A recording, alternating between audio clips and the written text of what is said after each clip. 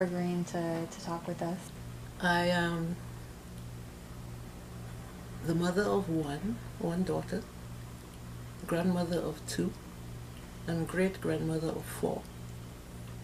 Um, my immediate family, my mom, like I said, my mom was the first person to take me, to get me involved in politics. Um, and then I had a very powerful education, a male mentor who eventually, he became the Deputy Prime Minister of St. Lucia.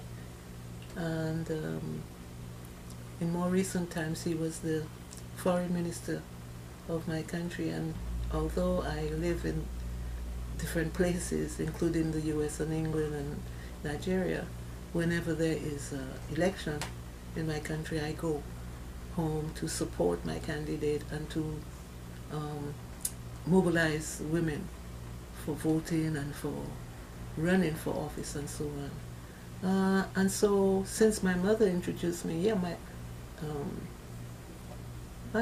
my folks were supportive, but my mother always insisted on education.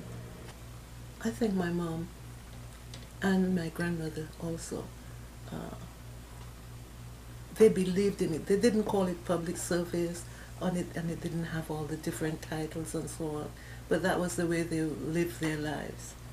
And for instance, when we cooked at lunch in our house, my mother always insisted that there should be two servings more than necessary, in case we never know if somebody will come by, and you just had to feed people because it was part of the things you did. Or if the neighbor, you knew that the neighbor wasn't here and you saw 12 o'clock come and everybody's eating, and the children of your neighbor are outside playing, you invite them in and you fed them. So I guess I was raised to be a public servant, if you will. And also some of the things that you encounter when I lived in England in the 60s, it was a racist country, you know. And so either you became active or you became bitter, or you let events subsume you and define who you are, rather than going out there and saying, look, this is who I am, I'm here. I will not be shrugged to the side. I have a right to be here.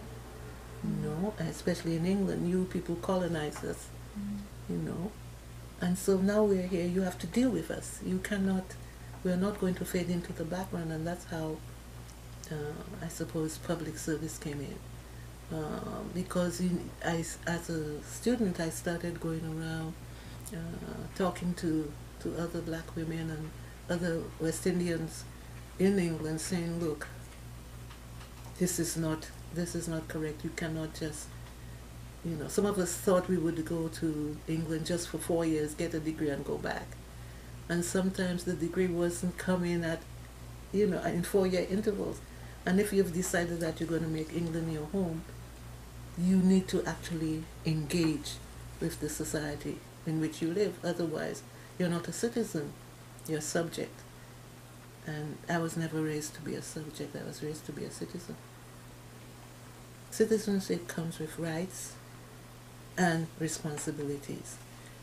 And if you want to access rights, you have to fulfill responsibilities. And so it's not a bargain. And so I think that the responsibilities, when we take on the responsibilities, you need to have good citizens, but you also need good and ethical governance. You need good and ethical governments. You need governments who understand that citizens, that they are servants of citizens. We vote for them, and they owe us the responsibility of doing the things that would make us fulfill our citizenship, if you will.